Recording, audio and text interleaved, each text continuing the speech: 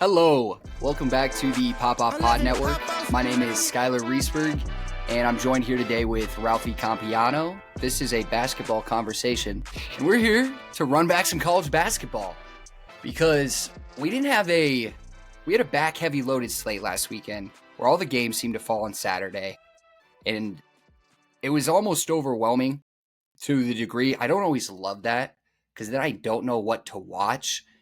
And you try to watch everything, and at the end of the day, it feels like you've watched nothing at times.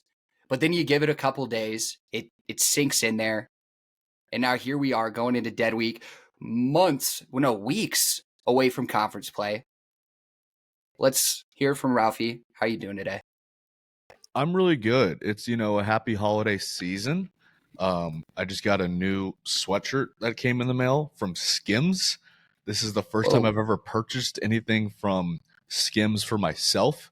Got a new girlfriend, so I had to get some Christmas presents and stuff like that. And I saw that there was a sweatshirt available for honestly, a pretty reasonable price. And I'm like, the material always looks so comfy on women. I bet it has to be comfy for men. I was subject to the propaganda of Donovan Mitchell, Shai Gilgeous-Alexander, in the Skims underwear, and they're showing off their bulges. I'm like, I don't really have much of a bulge to show off, but I'll definitely wear the sweatshirt. So cop the hoodie. It's really comfy, and it's basketball season. The Bears are dead, the Hawks are dead, so I am in the thick of basketball season. Have a little break between tournaments, so watching a lot of college hoops, and NBA really starts to kick ass this time of year with Christmas coming up. So it's all hoops all the time for me right now. Wow, a lot to unpack there. First, with the Skims, I wonder if they ever use a little inflatable on those bulges, because I completely agree with you. I think they look a little too good in those commercials, and I don't think anyone's actually packing a bulge like that. So I think there's some inflatableness, kind of like I don't know. Dodgeball, Those the dudes underdog are story 6'5", going on there. superhumans. I'm pretty sure that if you ever see the size of Kawhi's hands, compared to an average reporter's, it's it makes sense that his hands are that big. There are also other parts of his body that are probably significantly as big. Imagine Giannis's python. I don't know why we're talking about NBA dicks to start the pod. I apologize for getting us on this tangent, but I believe it. Yeah. I believe the bulge. I just think it looks a little too clean. There's got to be some graphic editing going on to erase some of the lines and everything. But the more important thing, did you just drop to me that you have a girlfriend for the first time on this pod? I thought you knew that. No, yeah. Just got a new girlfriend a couple weeks ago. Let's keep her privacy there. We'll have an off pod conversation about it. But no, you're right. We're in the thick of it. If your teams are out of college football, if you're not in the playoffs, I mean, college basketball this is about the prime time. Obviously, March aside. But with that being said, we had a little fun over the weekend. We got a taste of a little before the big games. We had Iowa State go down. And I mean, going into that, honestly, I bet you couldn't have felt too good with the chances there. Have to feel a little better with it being at home. But I'm sure you locked in on the game. I know I had some good takeaway. I kind of assumed that the game would be as close as it was. That in-state rivalry, I know the past couple years, it's kind of been blowouts depending on who's at home, it seems like. But this year kind of felt different, especially with the new way Iowa State's playing. You brought it up earlier in the pod. They're playing faster. Mm-hmm. They're still good defensively, but it doesn't seem to be their emphasis as much as it was last year, as in they're okay playing faster, higher scoring games with you because the Keyshawn Gilbert, which with their arsenal of players, they feel they can beat you in those situations. Were you surprised by how close the game was and how the Hawks came out shooting? So I had practice that night, starting at 8 o'clock, as I do every Tuesday and Thursday. So I got a chance to watch the first half. And, basketball is a make-or-miss game. I think Iowa had started out 6 of 7 from beyond the arc, and Iowa State started out 1 for 7. So that right there, that just translates to the actual scoreboard. Very simple, make-or-miss game. Iowa was making more threes. They were at home. They were comfortable. Iowa State was adjusting to the environment, and they just weren't making shots. And, I considered putting a live bet down on Iowa State, but would have felt like a bad hawk had I done that. Never want to actually bet against my team. But my brain was telling me to do it. My heart was telling me not to. So I swayed it away. Not shocked necessarily, but I didn't get to see a lot of the second half. So I think I kind of anticipated that. I took some notes on Iowa State, just looking at kind of like the Ken Pom and stuff like that. The jump this year, and I got the chance to go see them live against Marquette a couple of weeks ago, which I think you guys talked about on the pod, is that Yep. their offense has gone to a whole different stratosphere. So if you just look at last year and how they ranked offensively, offensive rating for everybody at home that doesn't quite understand it, all it is how many points you score as a team per 100 possessions, right? So last year they had a 113.9 offensive rating. That was 52nd in the country, right? So we are a country made up of 50 states. They wouldn't have even been in the top 50. They were first in defensive rating. They were 87.5. So they're allowing 87.5 points per 100 possessions, which is just insane. Number one in the entire country. This year, they have jumped from number 52 to number 3 in offensive rating.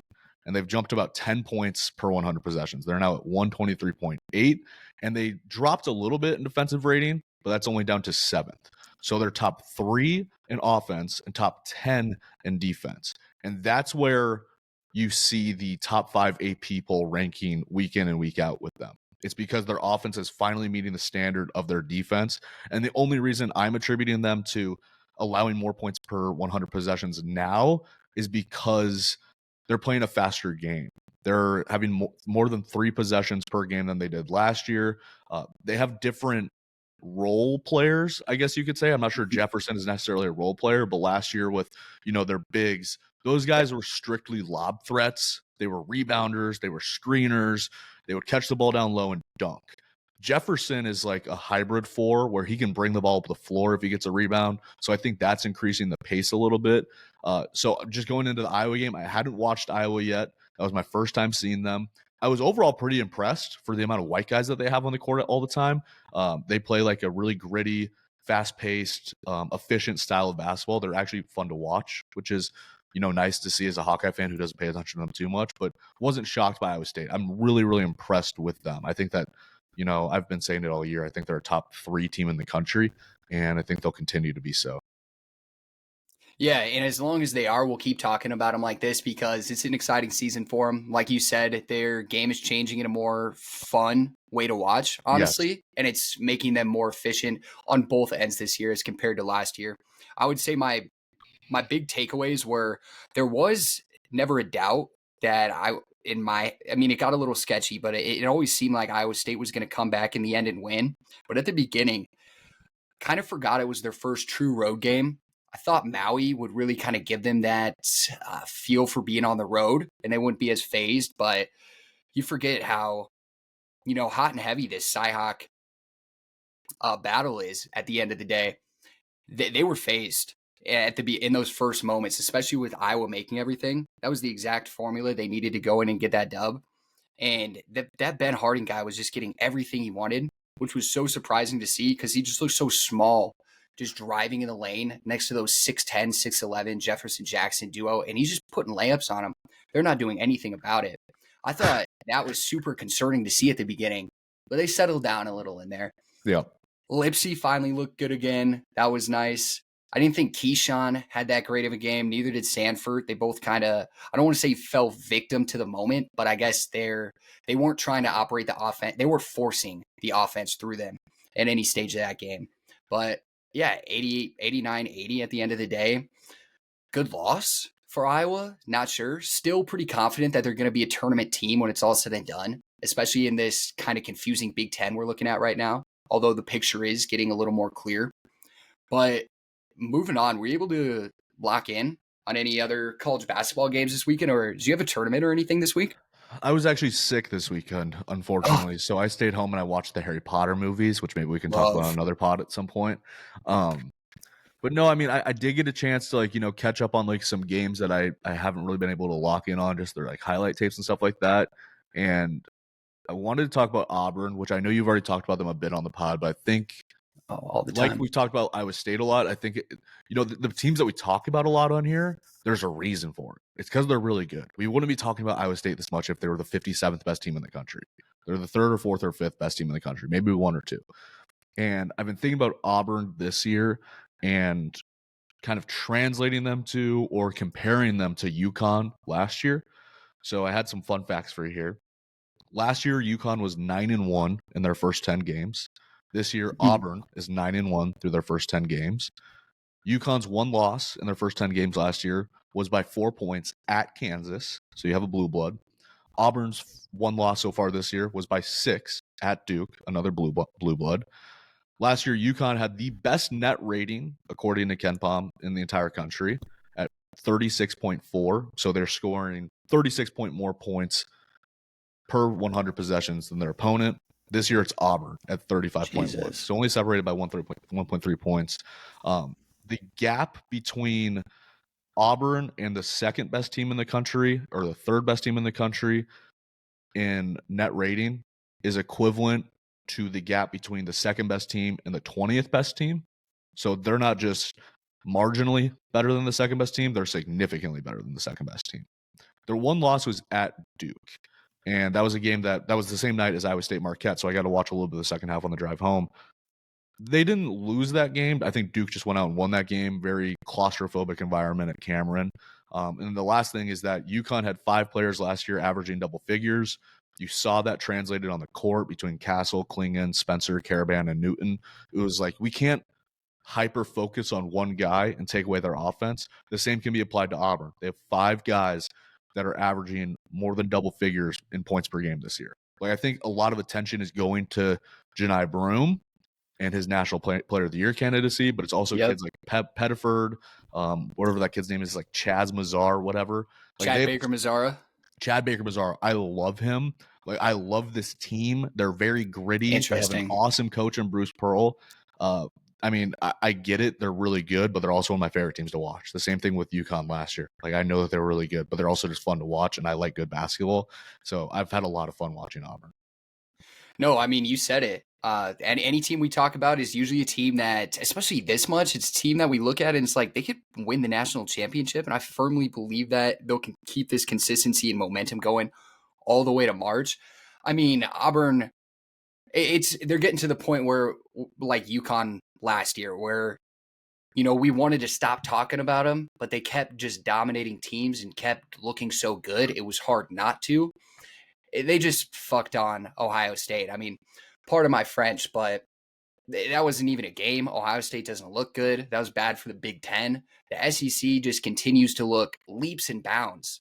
And this is the first year I can remember saying this in a while, than any other conference, Big 12 included. It goes SEC right now. You take a pause, you take a beat, Big 12.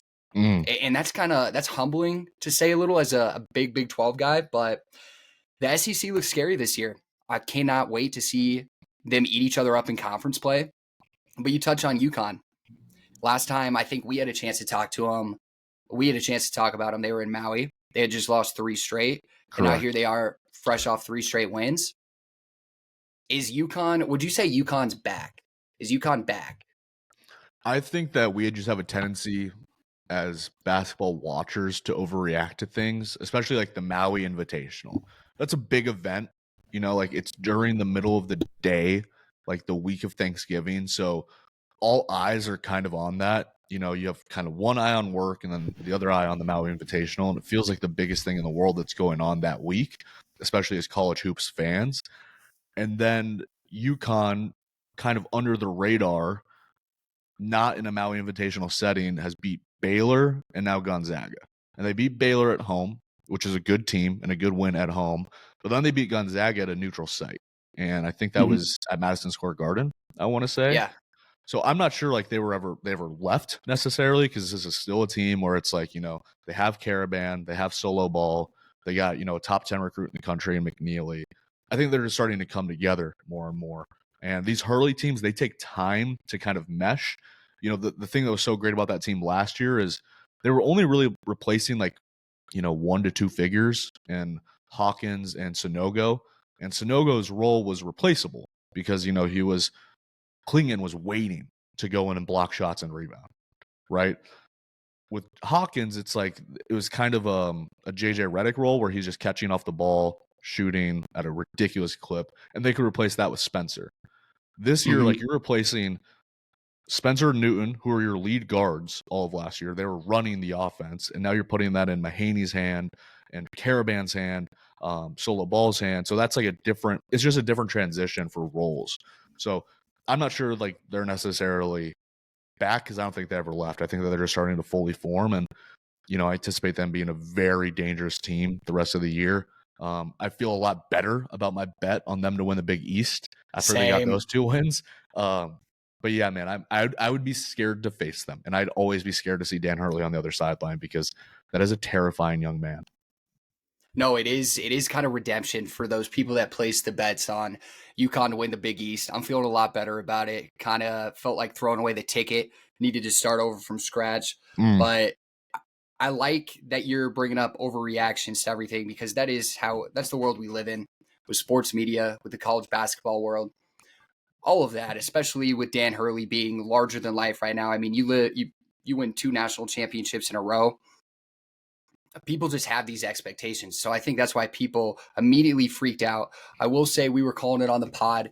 Don't count this team out yet. They just played 3 games in Maui. Go on, and now here we are. They go on the 3-game win streak, beat Texas in there too. My thing is they beat Baylor, neutral site game. Yeah, that was good.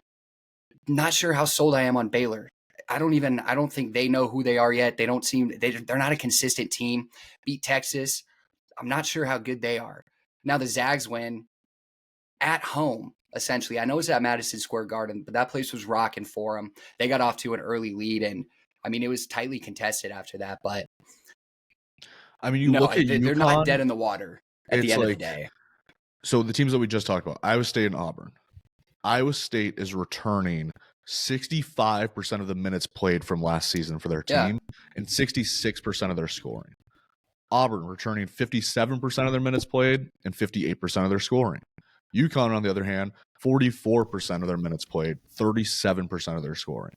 So it's just the identity just hasn't been there the first 10 games of the season the same way that it has been for those other 2 teams.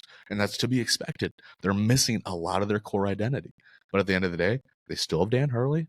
They still have a lot of talent on this roster.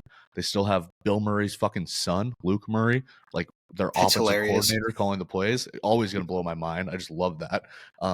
So yeah, man, I think that they're going to be really Bill dangerous. Murray. Got to see more Bill Murray at these games. Yeah, Liam McNeely's a stud for him. I think the perfect way to on put the Bill this, Murray though, point, like Bill Murray's huge for us. I brought up the girlfriend earlier. Motherfucker didn't know who Bill Murray was the other night. She's like, let me see a picture of his face. I'm like, really? Like, I can't just tell you, Caddyshack or Ghostbusters or Stripes, and you're not going to know who he is right off the top of your head. She was like, no. And I showed him. She goes, oh, that's the guy from Zombieland. I'm like, what? Zombieland is your Bill Murray reference point? That's insane. Like, he's a cameo feature in Zombieland. But whatever. Hey, I can't blame her, but yeah. Also, it might just be those movies might be a little more geared towards the male audience. I thought they were for everybody, but yeah, I guess I'm not usually ever sitting around talking to girls about Caddyshack or any of those movies. I mean, I forgot he was in Zombieland though, so that's a huge callback. Yeah, he kind of like pops up towards the end of it. Yeah, he's like the cameo. Some people don't watch older movies. So Groundhog Day, sure, you get a pass, even though I think that's a bad take, not watching older movies. But to sum up UConn, I think when I asked you if they were back, I think it's fair to say that they're back as a competitive team. But we need to get this idea out for at least for right now that this is the national championship UConn of the past 2 years that we've just been watching and wondering, are they going to do it again? They're back. They're competitive. They're not at their top dog status that they were. And to Baylor's point too, like they've lost to UConn, they've lost to Tennessee, and they lost to Gonzaga. So they're 7-3. They've lost to the legit teams, and then they're beating up on the not so legit teams. Like I'm seeing them beat Norfolk State, Abilene Christian, New Orleans. Yeah, right. It's good for them to play those games early on in the year, like you've talked about. Clark has talked about. This non-conference schedule has been so awesome. It'll be really cool to see which teams grow from it and which teams fold from it, right? Like who is going to actually take advantage of these reps against elite caliber teams early in the season and apply that to their strategy moving forward? Like, are we going to see more adjustments from Scott Drew? Like, is he going to continue to play Jeremy Roach the most minutes on this team, despite him being largely pretty inefficient?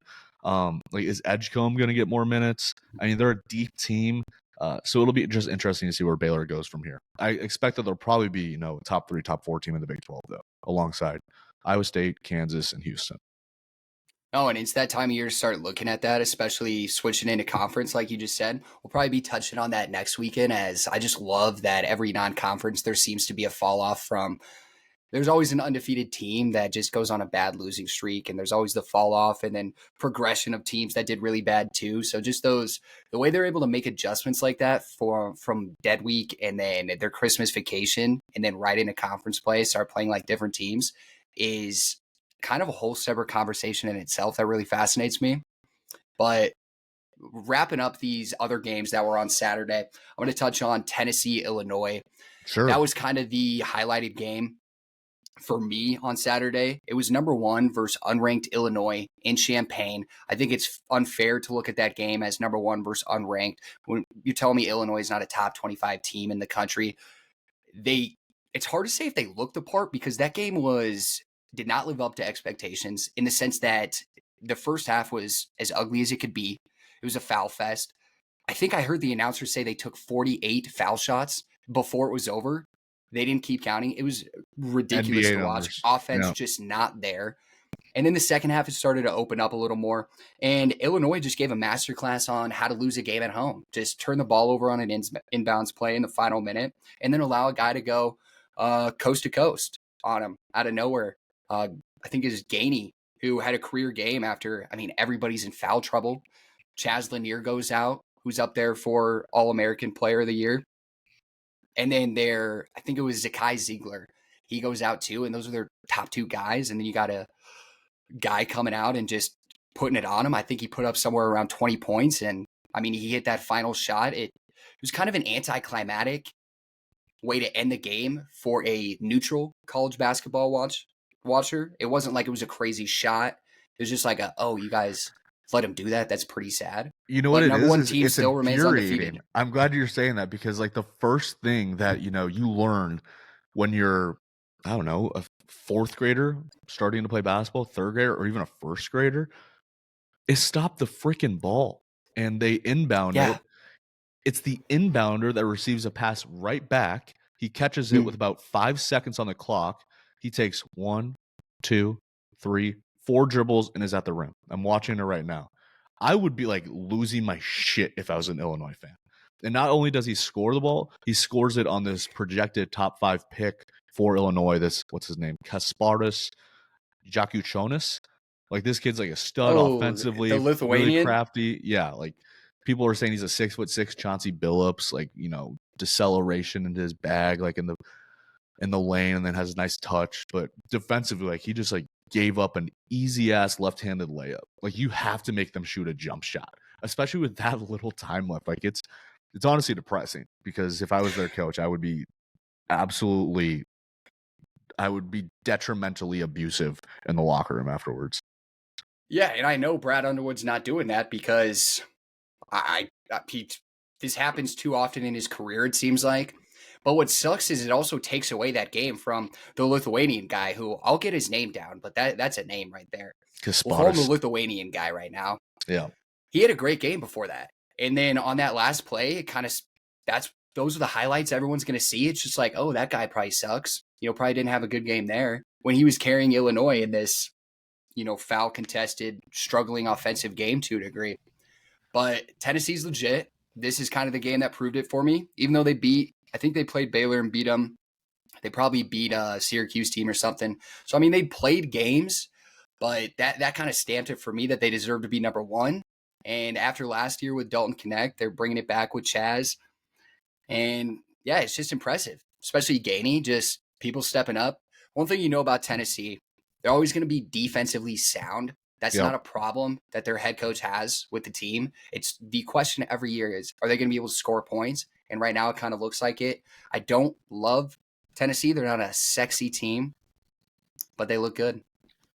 They're winning games in different ways, which I think we've talked about being like really important. Like, they beat Virginia, who wants to death by 1,000 paper cuts your ass. They beat them 64-42. Like, they allowed 42 points against Virginia, who loves to bleed the shot clock. Then in this game against Illinois, on the road in Illinois, hostile environment, they win 66-64. But then they beat Syracuse 96-70, so they're scoring there against the 2-3 zone. Does Syracuse still run the 2-3 zone? I haven't watched them in a while. And then Baylor, they beat them 77-62. So it's like they're winning different ways, and I think that's really important. Dude, I think they do still run the 3-2. That 3-2 2-3 at zone, Syracuse. Yes. Even though Which Boeheim's not is, there anymore. I think it's just they feel like it's a staple to their offense. But you're right. Don't watch too many Syracuse games because they're not too exciting. And except when Malik Brown was there last year, that was kind of fun here and there. And he's a Dookie now. Making a difference. Made a difference against Janai Broom in Cameron Indoor. I'll say that much. Oh, yeah. She was great against him. Dude, he's a dog. Seems like a nice guy, too. Never see him getting too crazy out there. Just a guy that's showing up to do his job. I really like it. Uber competitive. Love Malik. But I'll run through one more game from last week because there were a lot that were exciting. But honestly, these are the ones I want to stick on. Arizona, UCLA, probably won't get too into that. Arizona doesn't look good at all. Honestly, I don't even know if they're going to make the tournament at this point. I definitely don't think they're going to do well in Big 12 play if they keep running it like this, which is frustrating because they have talent, but they just seem like they don't care, which makes you think it's a culture problem. But I don't know. I want to get into Memphis versus, who'd they play? Versus Clemson. Clemson was kind of that team in the ACC that was, we thought it was Duke, North Carolina. There are some questions on North Carolina right now. A lot of questions. So now is it going to be Duke, Clemson? Who's going to be that other ACC team? Clemson loses in OT at home. I was shocked. Memphis is legit. At least they are right now. Tyrese Hunter, PJ Haggerty, they're just cold. The announcers, they had a guy, Colby Jones, pop off. Just shooting threes, making buckets at will. Announcer called him Coldy Jones. I like that nickname. Coldy Jones. That is tough. That's kind of tough. But that game went into OT. And honestly, I just lost my train of thought. But I'm all in on this Memphis team. I'm all in on Penny Hardaway. All in on Penny. I will say, albeit at this time last year, I was saying the same thing. And they completely fell off. But they seem different this year. They seem like they have more players to go around. Their guards are insane. They won this game, and I think PJ Haggerty had an off night. And so they just seem dangerous. Shout out to them for their non-conference schedule. Yeah. Are you familiar with Penny Hardaway's shoe line? No. Is it good? Okay, so I know you're not like the biggest sneakerhead of all time. Would you believe me? Or actually, let me just ask you this. Would you ever rock these right here? They're called foam posits. Give me your honest opinion on the foams. I think everybody listening to this probably knows what foams are. There are different colorways too. Like you could do like this like weather pattern one, which is kind of ridiculous.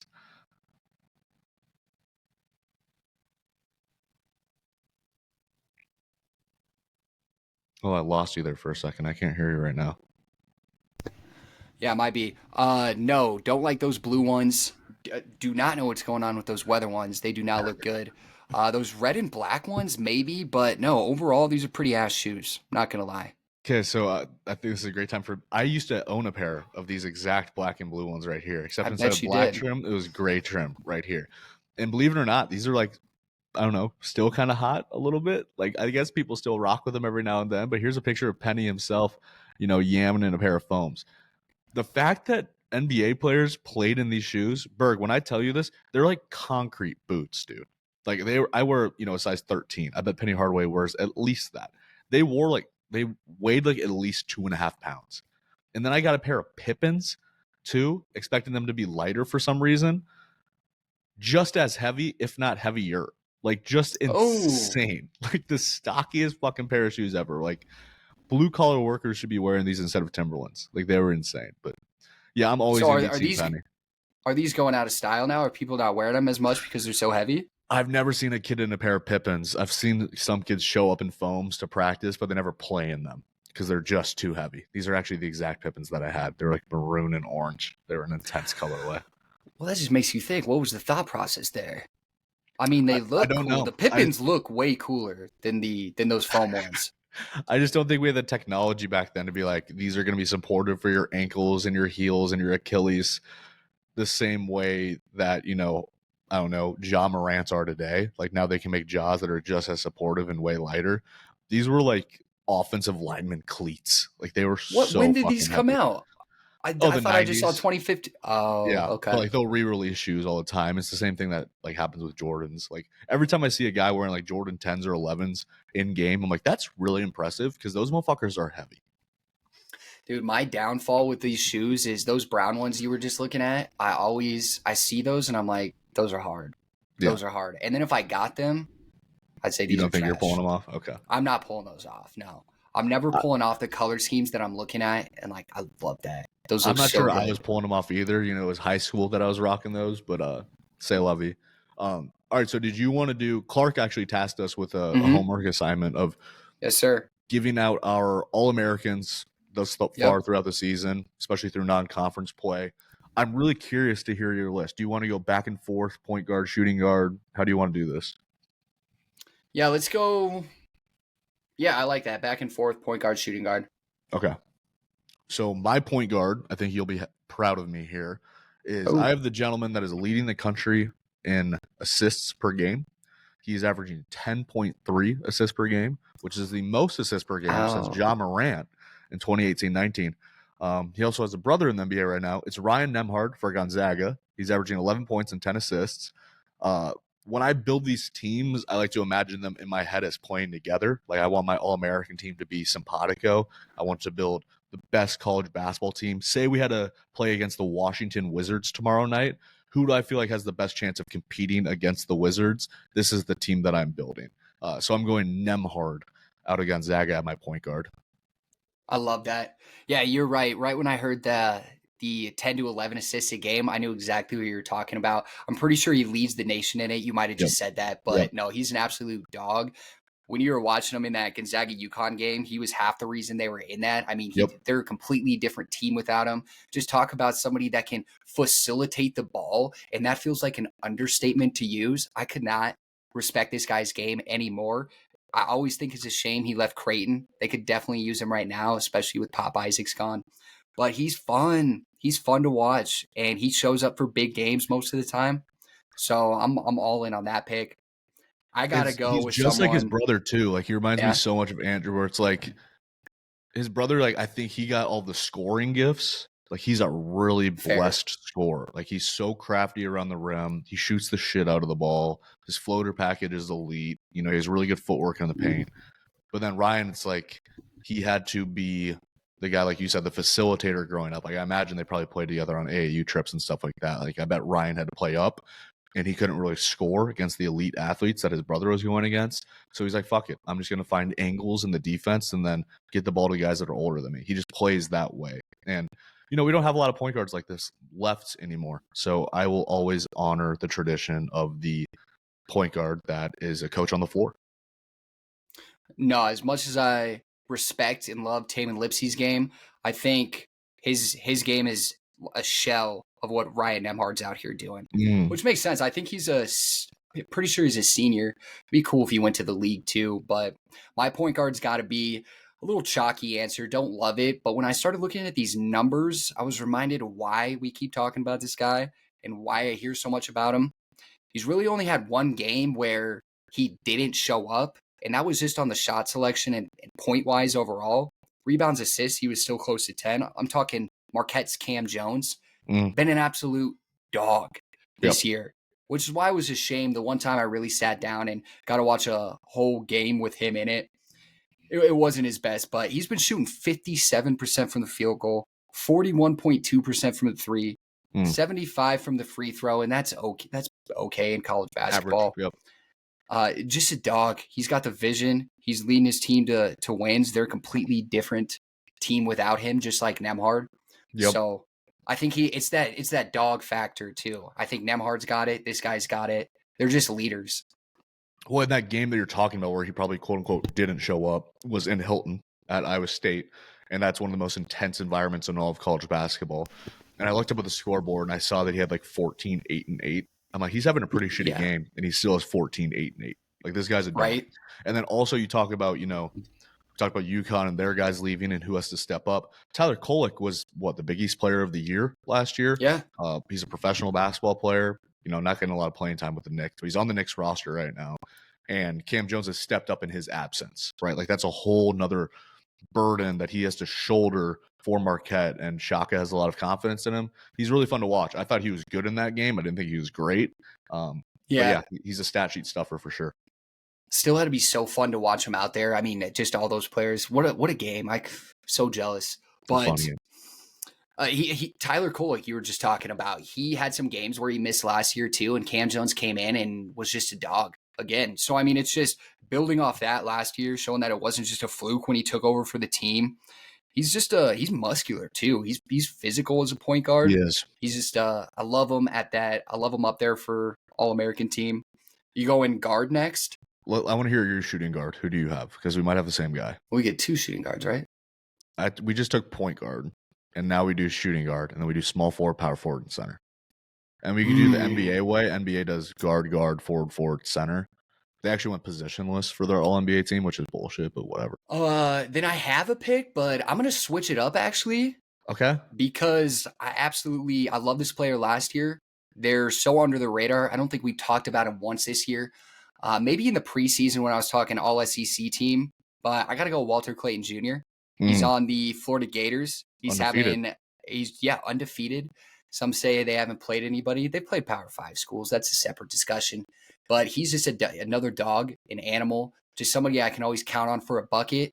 His numbers back it up. And yeah, Walter Clayton might be the best guard in the SEC. 19 points per game, 3 rebounds, almost 4 assists. You don't like your free throws at the end of the game with Cam Jones? Put in Walter Clayton's hands. He's shooting 92% from the line right now. Whoa! Yeah. Are you serious? As a sophomore at Iona, he led the country a couple of years ago at 95%. So consistency in the shooting form is beautiful to see. Haven't watched Florida yet. That'll get you to the league. I haven't watched Florida yet this year, so I don't want to speak on him too much. But I like his face. He has a nice light-skinned face, nonchalant dreadhead. I think he's a good-looking guy. I'm excited to watch them at some point. Yeah, playing aside from Elijah Martin this year at Florida, so they might have also one of the have most like that dangerous backcourts in the country. 7'11" kid too. Like I need to see him at some point if he ever gets any run. They redshirted him officially. Oliver Rue, 7'9". Like, what's the thought process there? How's he not getting any minutes on this team? He's just 7'9". Just throw him in. I mean, and then just literally toss it up. No defensive 3 seconds in the lane in college basketball. They have it in the NBA. So if you're ever going to run a 2-3 zone, that's the guy you want to put at the middle of it. Put your hands up. Dare to meet me at the rim. If anybody ever dunks on him, it is going to be such a viral moment. Like that's just necessary. And if he ever dunks on anybody, people will be like, well, yeah, of course you're supposed to because you don't have to leave the ground to dunk. Yeah, shout out Walter Clayton. Tune into Florida. They might be legit. All right, my shooting guard, I have Dylan Harper from Rutgers. He's averaging 23.5 points per game. I think it's 3rd in the country. 5 rebounds, 4.5 assists. Shooting 52% from the field, 36% from 3, 76% from the line. He had 37 points against Alabama in that invitational that they participated in. This motherfucker has so much wiggle. I watch him, and I think that there's an argument for him over Flag. I would rather have Cooper because of his defensive intangibles. But Dylan, as far as just like, go get me a bucket, he's the best freshman in the class. It's him and Ace 1 and 2. They're on the same team, which is hilarious. He reminds me a lot of like, I didn't know he was a left-handed player when I first watched him. So I was like, this is fun. He gives me a lot of Arizona State James Harden vibes, kind of Kentucky Shea vibes. I think he's going to be an elite 3-level scorer in the NBA, kind of guy that you can build a franchise around as a predominant ball handler. You can do heliocentric with him. I think he can play off the ball pretty well. Whoever gets him is going to be blessed. I'm very excited for this young man's basketball career. He gives you James Harden vibes. At Arizona That's quite State, the statement. Yeah. At Arizona State, okay. Top clarification is important to OKC. I mean, he was like my dad's favorite college basketball player ever. He loved James Harden at Arizona State. He also wore a Hanes t-shirt underneath his jersey that was like 2 sizes too big, and he didn't have the ginormous beard. So he was just kind of funny to watch. It was like, who's that guy with like the bright yellow t-shirt underneath his jersey? It was James Harden, and he was cooking at Arizona State. But he also gives me SGA at Kentucky vibes too. Even a babyface James Harden is still an older looking man. I love that pick because, we're talking players that are probably gonna be in contention for first team All-American too. Dylan Harper definitely made his case over the weekend. I sent a text in after it happened. He just absolutely smooth. It was the most smooth and most cold thing I've seen all year. 5 seconds on the clock. He takes as much time as he needs to dribble up. The defender thinks he's going to go into the in for two for some reason. He pulls up a deep three. There was never a doubt. Yeah, I think this man needs more recognition. It'll be interesting with him being on Rutgers to seeing how far him and Ace Bailey can carry that team, essentially. But you said it, he's a dog. He's definitely a one and done player, right? Yeah, absolutely. There's no doubt. Yeah. What'd you say he's averaging? Close to 26? 23 and a half, 5 boards, 4 assists. Yeah, for a freshman, that's really impressive. Like, you never see guys average 10 assists in college. There's aren't enough possessions, aren't enough minutes. Like we said that, most teams play about 70 possessions per game. That means 1 in every 7 possessions, Nembhard is getting an assist. That's insane. Most teams average like 70 points per game. Dylan Harper's giving you a third of that by himself. Like he's a legit scorer. He's really fun to watch. Who's your small forward? Like father, like brother, like son. Yep. Small forward. You can say his name. Can I? Well, now I'm struggling to remember what position these guys are technically in, because college basketball is such a crapshoot on what people are listed. Yeah, I kind of nitpicked it to the way that I wanted it to be played. Again, I'm building my starting 5. This is the starting 5 that I would want. So I put a guy that's technically a power forward in my small forward spot. Well, I'm gonna go my own way, High School Musical, and just, what are we considering Johni Broome? Is he a 4 or 5? Because he plays a little bit of both. So I have him at my center because I think Auburn's best lineup, they finish games with him at center. He starts at power forward. I think he finishes at center. Well, he's the number 1 overall consensus guy right now, so I'll go him at 5. Sure, no problem. Even though he is trying to play a little more this year. He's trying to play a little more of that 4 position this year. He's been taking a lot more threes. The percentage looks down from last year, but like I said, it's because he's been taking more. He did it in this Ohio State game, kind of set the tone for it, never looked back. And I mean, what do you say? 19.7 points a game, 55.8 field goal percentage, 29.4 on 3 percentage. But like we said, atrocious free throw shooter, in my opinion, 59%. But here it is, 12.7 rebounds a game, 3.8 assists, 2.8 blocks. I mean, when he was out in Maui, he's an automatic double-double. But out in Maui, I'm pretty sure he was averaging 20 and 15 a game. Yeah. Absolutely leading ridiculous. The country in rebounds and blocks. So, yeah, he's my center. Ridiculous. I'm glad we have the same one there. He's another lefty. So we've got Dylan Harper on my team as a lefty. We got Johni Broome on my team as a lefty. So you're going to have to game plan for that. Really physical, really skilled, great touch, tenacious. Like I always say that rebounding is an effort stat. Dennis Rodman was not the biggest guy. He wasn't the fastest guy. He wasn't the strongest guy, but he wanted it more than anybody else. And it's also about like reading angles. Like maybe Dennis Rodman's only good math class was geometry because he just knew where the ball was coming off the rim and he would go and get it. I think Broome has, if he's going to translate to the NBA, it's going to be because a team needs rebounding. They need a guy that can stretch the floor. I think his jump shot will improve over time just with more and more reps. But he's always going to be able to be used as a screener, as a post player, high post player. You could run like the BAM action with him at the point, at the top of the key. I think he's really versatile. I love watching him. Like I love watching this Auburn team, and Johni Broome is a huge part of that. So he's my center too. So he's your center. I'll give you my small forward then. Yes. We haven't talked about him yet. I think we'll talk about him a little bit later on our last segment. I have Cooper Flagg. Not the best box score compared to these other guys on the list. 16 points, 9 rebounds, 4 assists, 3 stocks, which is a Bill Simmonism, which combines points or steals and blocks. And I think he's probably the most switchable defender in all of college basketball. I've been saying it pretty much since I first watched him. He's not Kevin Durant. He's not Giannis. He's kind of like modern day white, a little bit shorter Kevin Garnett.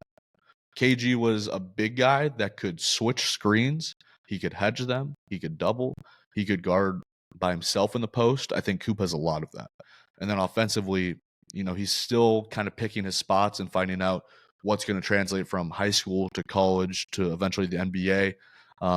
And again, he's literally 17 years old. I think his birthday is coming up in like a week and a half, so he can finally stop saying that. But yeah, he's going to be 18 here soon. So he's amazing. He's really fun to watch. Another elite competitor, wants to win whatever it takes. Selfless player. Like if he's on this team, he'll be okay with taking 4 shots a game as long as we get the win. And I think he'd be a huge help in beating the Washington Wizards in my imaginary game. You disappeared there again for a second.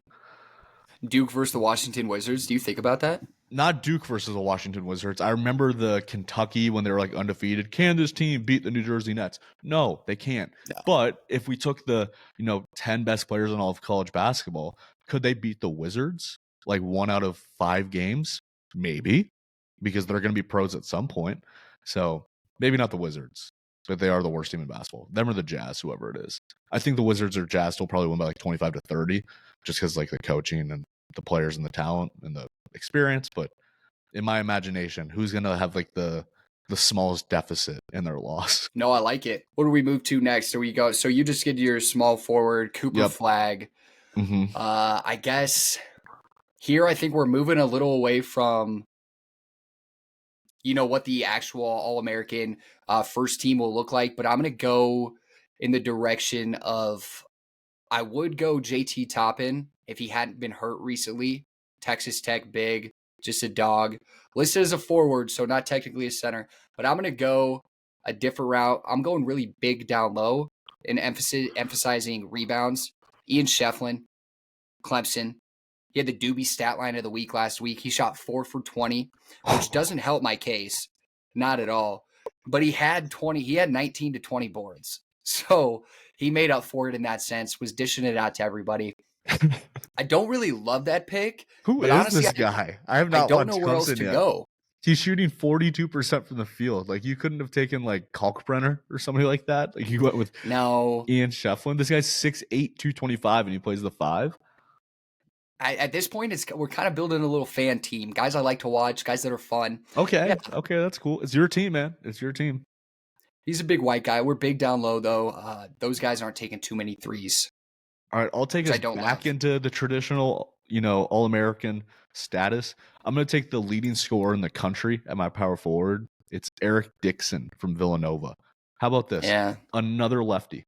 He's averaging almost 26 points per game. Got a chance to watch him a little bit earlier.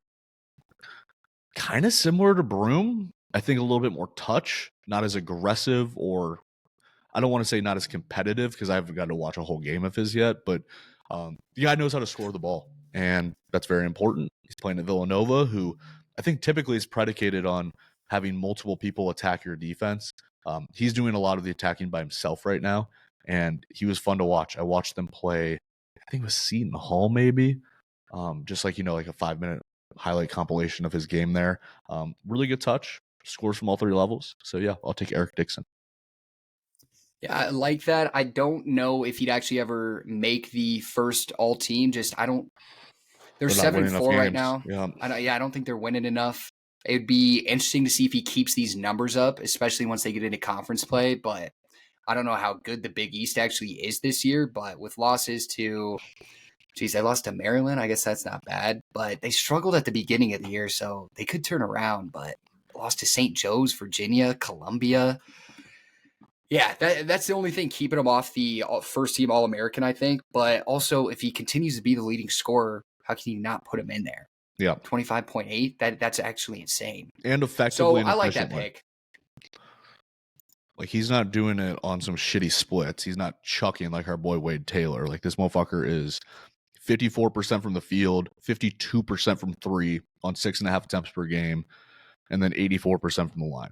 So, like, he's doing it all efficiently. Like to see him get those rebound numbers up. He's only at 6 right now. Maybe that's why they're losing so many games, but the dude knows how to score the ball. All right, so what do I have left? Power forward? Just your small forward, because you took Broom and Shefflin from Clemson at your 4 and 5. So you need a small forward to kind of fill this out. I mean, you got guys like Ace Bailey out there, who are filling it up. You could take our boy Cospertus from Illinois that we talked about earlier. I mean, there are a handful of guys that kind of fit this mold. You could take Conrad Knipple. I can't take him. Yeah. You could take He Keyshawn can't take Gilbert and himself. kind of play him at like a combo wing / guard. I know Clark would love for you to take Gilbert. Oh, I hate this. I was not prepared for the building roster situation. I will take Keyshawn Gilbert. What an unconventional team I just built right here. But 3 beautiful ball handlers, Janai Broom in there, Ian Shefflin in there to just grab those boards whenever anyone misses. Yep. 'Cause I know Shefflin knows what his Keyshawn's not role on getting this in team there. is. Stay in the paint and go get some fucking rebounds. Take at most 6 to 8 shots a game. No more He's than not 20 getting that shots many. a game. No way he's getting 6 to 8. He's getting 2 to 3. Off At putbacks. most. Off putbacks, exactly. Yeah. See, if that was the situation, I'd be okay with 4 to 5 tops. But I like that. 6 to 8's too many, especially with that many hungry ball handlers in there. Jesus Christ. Got to go Keyshawn Gilbert. Again, not as impressive point-wise when you just throw out 16.4, but he's shooting 51.5%, 30.8 from the 3. Hasn't taken as many threes this year, and I think there's kind of a reason. You know, as good as he's played, kind of seems like he doesn't have the confidence for the threes. He talks about it in post-game interviews all the time, just how he needs it, how he wants it, but it just doesn't seem quite there yet with that 30%. Yep. 78 from the free throw line, not bad. And then pumping in 3 rebounds and 5 assists. The 5 assists I like. But, I mean, this is a guy who, it's debatable, but I think he's up there for the most controlled shooter in the game, if that makes sense. Just in the way, let me break it down this way, where he will run into your body, he'll be flailing in the air, and he'll find a way to just tip that in, to just get it in the bucket. Thought he was a little off against Iowa, like I said, but dude, with that guy on the team, I think the sky's the limit. I think he's actually in the race too for consensus All-American first team. So I got to see him live, like we talked about a little bit earlier, and we had pretty good seats. He got an and 1 early in the game, and so I took my girlfriend with me and then 2 of my players with me, and you can see them right here. I'm not sure you've met either of them, but number 54, I'm trying to point to him. He's right there. Devontae and Atir went with me. Dog. Okay. Keyshawn Gilbert gets an and 1 and immediately flexes and yells to the crowd, "What the fuck is wrong with these fill in the blanks?" And Devontae looks over me and he said, "Did you hear what he said?" He said, "What the fuck wrong with these fill in the blanks?" And you know exactly what it was. And right then and there, I'm like, all right, this guy's a dog. Like, this is the kind of stuff you don't catch on TV. It jumps off the page when you see him in person. And he got elbowed in the face later in the game. He had flopped kind of earlier, so we were like, oh, it's another flop from Gilbert, whatever. Turns out he's bleeding pretty badly. Like, it's slashed across his face. Has to come out of the game because he got blood on his jersey. And later in the game, I see number 51 check in. Normally Gilbert's number 10. He checks in as number 51. I'm like, is that Keyshawn Gilbert's twin checking in the game? It looks exactly like him. I was like, oh no, he had blood on his jersey. He just had to change uniforms. Doesn't have his last name on the back of it or anything. He's number 51 now. The place erupted. It was as if like everybody in the stadium had come together and produced a child, and their child just checked into the game. Like, they were so ecstatic for Gilbert to be back. He came in, he closed it out. So not only is he, a relentless competitor, a great scorer, a very good defender, pretty good ball handler, and then like uber charismatic, that place loves him. And I think that's really important, especially when he gets a conference play. Like, the kind of guys that, when a shot goes up, they're like, and then the kind of shot goes up where it's like, ooh, and then you hear the big once it goes in. Like, he's an kind of guy. He's not a kind of guy. They're invested in him. And it was really fun to watch. And again, I love a guy that will talk some shit, and that is a guy that will talk some shit. Devontae was eating it up. I noticed that flopping too, and I touched on it with Clark a week or two ago, but I was kind of bringing up, it does look like he flops. After kind of dissecting that a little more, he plays so close as a defender. Any push or any shove, he's just losing his balance, and it does look like a flop. I was in total agreement. When he got hit, that second time where it looked, well, where his nose He's was like, actually get up, it's bleeding. 5-on-4 right now. Yeah, it looked like, dude, come on. Like, there's no time. You're not getting the call. Get back. Get back. Yeah, blood everywhere. He reopened it from Maui too. I hope this doesn't become a trend, but he just plays so close where he's just always in contention to just get smacked in the face. And Correct. it's going to lead to a lot of what appears to be flop plays, I think. I am not saying, I still do think he's going for the flop time to time. I think that's just embedded into who he is as a player. I don't know if I love that, but I'm not really coming at it at all either. But yeah, no, kind of interesting point to bring up. Plays really close. Going to get hit. All right, so just to make sure we're on the same page. Yep. My 5, I had Ryan Nembhard at point guard. Love. From Gonzaga. Dylan Harper from Rutgers at shooting guard. Cooper Flagg from Duke at small forward. Eric Dixon from Villanova at power forward. And Janai Broome at center. Love it. Yeah, your team's looking scary. I just don't like Eric Dixon for some reason. I don't know why I'm not a fan. I think it's just because Villanova's not good and I'm fading them. So you had Broome, Scheffler. I had Broome. Yep. Keyshawn as a small forward. Cam Jones as the point guard. And then Walter Clayton Jr. as the shooting guard. I like that team. Love the team. That'd be a fun 5-on-5, especially with those would be interesting matchups. Yeah, the repeat I would pay Broome, money the to clone get of that game Janai going. Broome. That would be fun. The clone on clone would be fun. For sake of it, maybe we throw in like 100. I didn't want to have to say his name. No, you're not saying maybe him. you throw I'll take 100. Kalkbrenner. You can keep Janai Broome. I'll take Kalkbrenner. Or I'll take Liam McNeely for fun. Okay, all right. So the last part of this episode I wanted to do, this time of year, there are a lot of lists that nobody asks for. They just feed them to you. Like we've already put together, top 100 movies since 2000. We're going to finish that out before the end of the year. There's a bunch of lists like that out there. So we put together the list that literally nobody asked for, just our favorite players. This is a time for giving thanks this holiday season in our favorite school's history. So you put together your top 10 before this call, Iowa State basketball players, and I put together my top 10 Duke players. And I have them right here, and I can share them. I think that this is going to be fun because, once again, two very different programs that are having similar success this year. I think Iowa State even more so than Duke so far, which is going to be fun to kind of go back and forth just to see where the players that have come through these programs have led us to the places that we're at.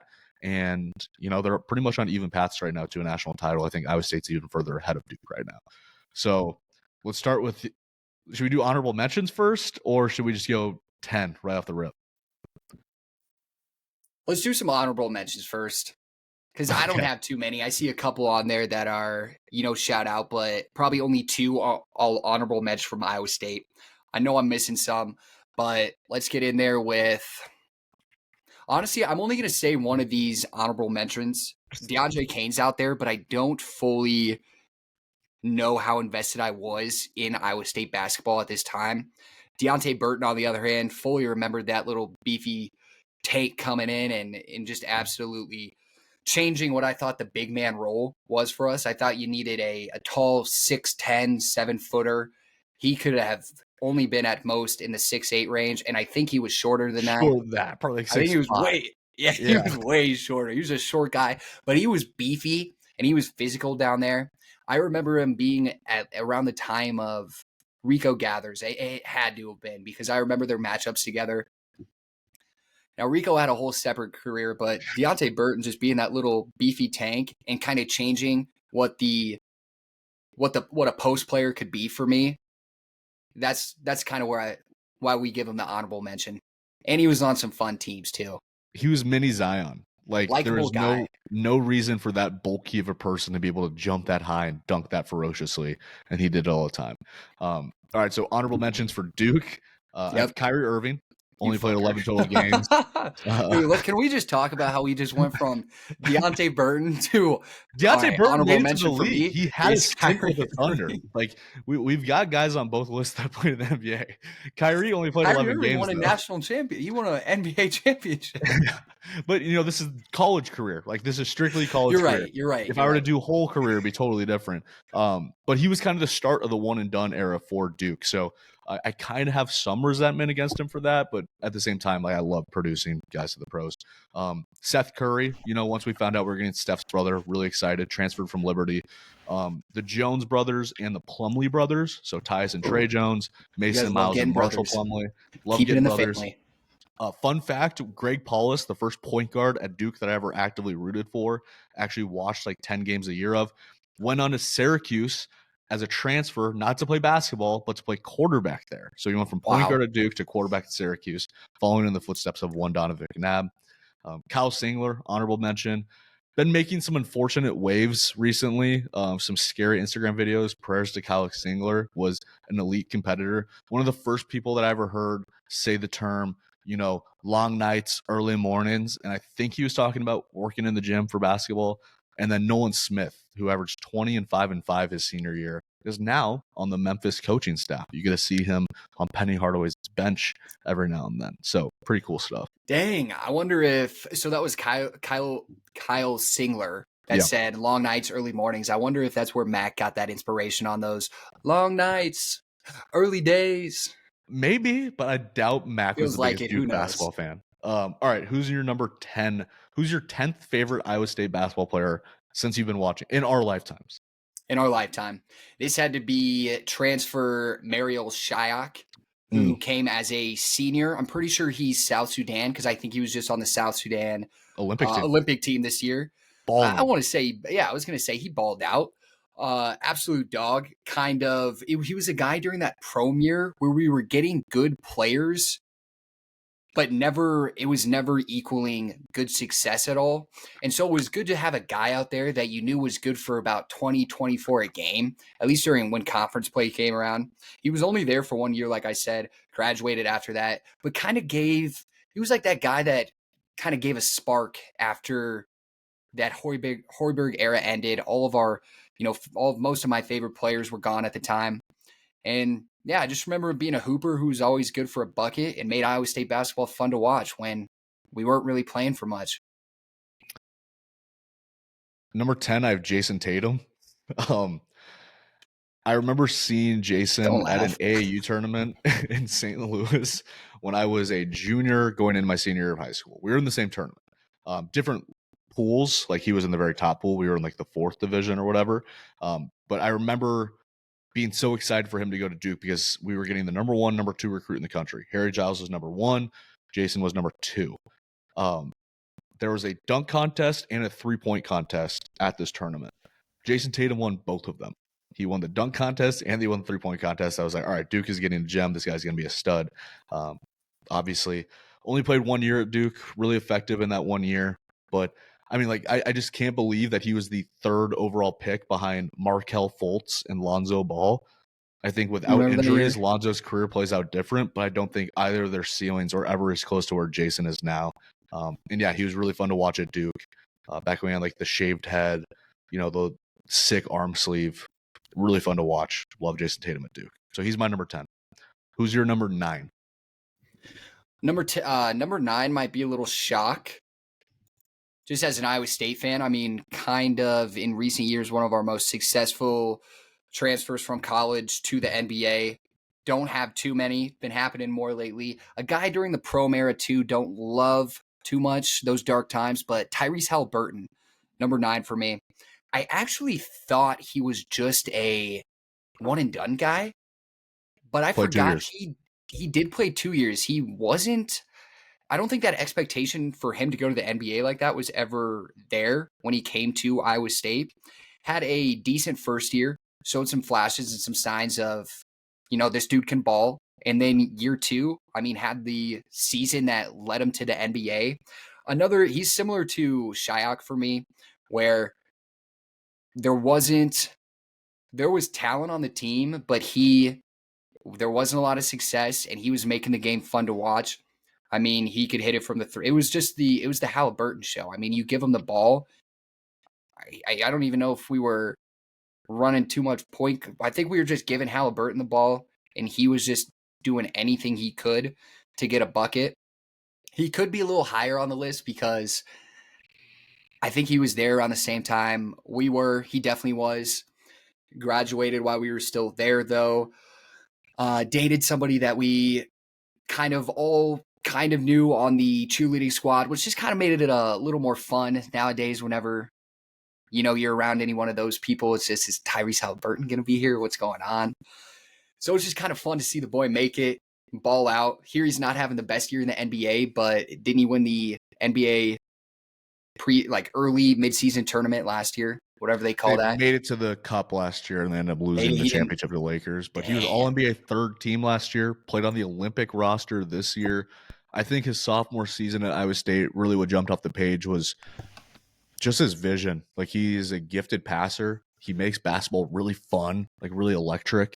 I think he'll bounce back at some point. I think he's been kind of burdened by injuries for most of this year and towards the end of last year, and even on the Olympic run as well. But I expect him to get back to where he was, especially early last year, because like he was the talk of the league for the first couple months of the season. Like, so much fun to watch. Has the funkiest jump shot too. Like, nothing about it is quote unquote textbook, but it's effective. And I think, as a coach, like, we want to like perfect people's form on jump shots. Like, if me and you were to go to the court tomorrow, I'd give you like 19 tips on how to really make your jump shot effective. But really what shooting is about is being comfortable, and he's comfortable with that shot and it falls. So love Halliburton. Just really fun to watch at Iowa State. Damn. Had a 22, 12, and 10. He had a triple-double. Yeah, he was a triple-double guy at Iowa State. Got drafted to the Kings, obviously, and then was traded for Sabonis to the Pacers. All right, number 9, I have a pairing of a couple of lefties, Zion Williamson and RJ Barrett. Both of them averaged exactly 22.6 points per game. Zion, one of the most explosive athletes in recent college basketball memory. And then RJ, I think I was actually even more excited for than Zion when they signed to Duke, because I think it was the 17U Canadian team beat the 17U USA team, which hadn't happened, I think, ever, in like the FIBA qualifiers or whatever it was. And RJ had like 36 points against that USA team. And I was like, oh my God, this guy is Black Manu Ginobili. He's going to be an unstoppable force, and Zion will be the immovable object. And, neither of them have had the most successful NBA careers. RJ has been much healthier and pretty good for Toronto now. But yeah, they were really fun, made a decent run in the tournament. And they were the talk of town for pretty much the entire college basketball season, because Zion was just eating up the airwaves. And now he's eating up porn star booty and Wendy's Baconators. So pretty sad to see. I wish that he could get back to the shape that he was in at Duke, but I don't think it'll ever happen. Yeah, I think that's the only duo you could take together at number 9. Yeah, take together. And I bet they're higher on other Duke players or Duke fans' lists. But again, like I've talked about this before, Zion didn't feel like he was mine. Like, he felt like he was the world's. He didn't belong to me as a Duke fan. He belonged to ESPN and House of Highlights and stuff like that. All right, number 8. Who do you have there? Yeah, RJ Barrett's got to be one of my favorite Duke players too. What a name. They knew what they were doing when they named him that. Sick to get that last name in general. But my number 8 player, Abdel Nader, from those 2012, 2016 Iowa State teams. I don't really know why the name sticks with me so much, but I think it was just the conception of me kind of getting more and more progressively into Iowa State basketball, seeing this guy as a big down low too. And I don't know, I just remember him being a dog, scored over 1,000 points collegiate. So he had a collegiate career going on, and he got selected in the second round, number 58, by the Boston Celtics.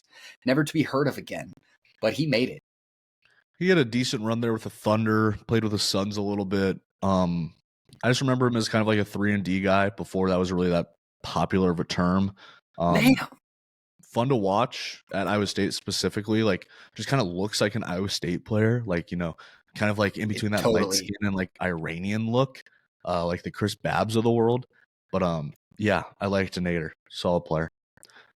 All right. Yeah, he was just kind of there in pivotal wins too. I was just running through some of these games. Scored a season high and career high 26 points at Baylor, the first of 3 consecutive games with 23 or more points. So he'd go on a little run there with those teams with Niang and Matty Ice.